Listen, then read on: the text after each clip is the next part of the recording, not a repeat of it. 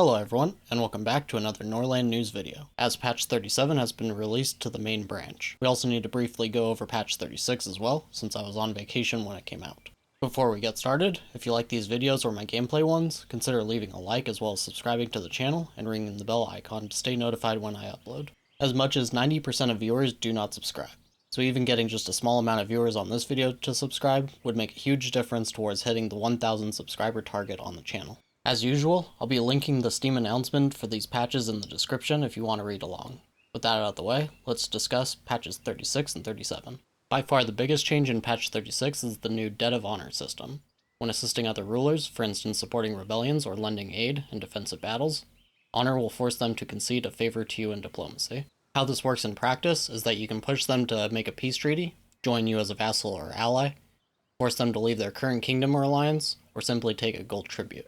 While this isn't anything too big, it is nice to finally see something substantive come to diplomacy, as we haven't really seen a lot outside of puppets be added to this aspect of the game in a while. These debts will remain active as long as both rulers live. Otherwise, the rest of this patch is largely balance and quality of life changes, so let's quickly read through them. On easy and medium difficulties, army recruitment by kings has been reduced.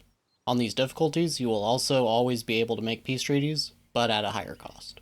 After a peace treaty is signed with an AI ruler, they will no longer attack your vassals. Soldier training is now limited by inspector combat level, experience gain is calculated from their command level, and training experience has been decreased. Experience is now gained for inspections at the Chancellery. Unholy Horde has been nerfed so it can no longer increase its army size beyond 60 units. Bishops will now have the homeless thought if they don't own a home. The rewarded positive thought is now affected by the target's current rings, and lasts longer. Bishops will now hold faith sermons on his own if there are few fanatics. If he has lower than 0 relation with the king, he'll do so much more often. Bishops now have a thought towards the king from holding sermons. Sin mood impact on medium and hard difficulty are now much stronger. Church attendance filters were removed, apparently to prevent an exploit. The bishop now has a chance to demand punishment of a lord whose relation with him is -25, up from -50 before. Enemy invaders will now set fire to 6 or fewer buildings in your city. Map decor was optimized to improve performance for those with a large amount of them placed. There is now a trait for characters planning dates in their menu. There is now a tooltip for the stay behind squad order. Characters from the same faction now exit local maps together. There is now a checkbox to disable automatic fertilization of fields in its building menu. A notification will now appear if more than 30% of soldiers are not being trained due to insufficient instructor level. The inspector is now automatically replaced with the Chancellery and buildings where they were assigned when assigning them to the Chancellery. The tooltip for high sexual need for monogamous characters now provides more information. There is now a tip in the advisor dropdown if a monogamous character's relation with their spouse drops below 0. Guests now have lower priority to greet the king so they don't interrupt his more important actions. There is now an arrow to the hall when no inspector is assigned. That concludes patch 36, so now we should discuss patch 37. The developer starts off by noting this will be the last update before they focus on major features, possibly the ones listed on the last roadmap. For us, that probably means less frequent updates than we've been used to. The biggest update this time is a total cancellation of army taxes.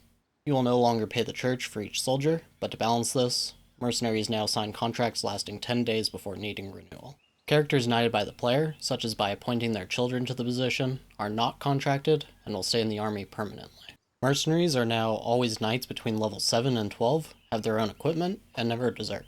You can also grow your army internally more easily, as the fear of death thought by peasants lasts only 5 days instead of 7. This is quite a welcome change, and one of the most requested I've seen. I'm actually surprised that this was as much as the developers did before removing the tax, as they previously stated it was done to prevent balance issues. What I mean by that is, if all that was really needed was to give mercenaries a contract period, it doesn't seem like the tax was justified to begin with, but at least it is fixed now. Now we have more balance and quality of life fixes, so let's get through them quickly again. Using vassal armies now exempts them from paying taxes to you for 5 days. Trade contract fees to the church have been increased in the late game, and late game trades are now less profitable overall. Fortress tower durability has been doubled. Watchtowers can now have only 3 archers instead of 5. The diplomat talent now lowers the cost of peace treaties to 1/3 of the normal amount. The Great Contracts technology now affects the entire trade contract cost, not just the base price, but the reduction effect has been weakened. Lords now gain 1.5 experience in command for each inspection at the training ground.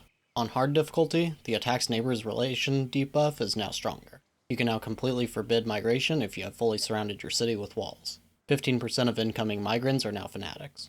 The action reducing migration in player villages has been removed, as it is no longer relevant. Characters will flee instead of attempting to surrender to wolves. The hunt will be considered a failure if a hunter flees. Wolves will no longer attempt to flee if they're targeted in a hunt. Lords won't attempt to assist in a fight with wolves if it's a hunt. Tower archers now attack wolves engaged in combat if they're not part of a hunt.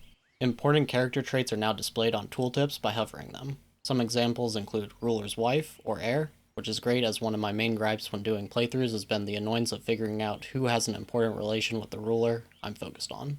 Population size is now displayed next to city names on the global map. If the player is preparing to attack a city to vassalize them, and the player gets a debt of honor for that city's ruler, they will instantly be vassalized in exchange for the debt being cleared. Heirs will not attempt to rebel if someone is preparing an attack on their city. When conducting faith sermons, bishop relations are now improved with the lord conducting it instead of with the king. That's about it for these updates. While the tax changes are great to finally have, it feels like the developer brought it out quickly and probably skipped the balance updates it was supposed to come with in favor of just removing the tax quickly. While I'm fine with this overall, it does seem like they could have done this 6 months ago and saved everyone the headache of micromanaging this part of the game. Hopefully deeper changes to the way we manage our armies will come in the later updates, but it appears this may take a while. On another note, I will be waiting for updates to hit the main branch before making a video on them from now on, unless there's something massive that I need to cover with you all right away. In the last update video, we discussed a change to the way instructions worked for the beta branch, which the developers ended up backtracking in the main branch due to complaints in the Discord. I would like to avoid having to make revisions in the comments in the future for changes like this, so waiting until they arrive in the main branch feels like the best way forward. Either way, that's going to be it for me in this one, but just a quick reminder that there are links in the description for the patch notes. Also, I'd like to ask you all for your opinions on these updates in the comments below. I'd love to hear how you feel about the way army tax cancellation was implemented in particular. And as always, I thank you very much for watching, and I'll see you next time.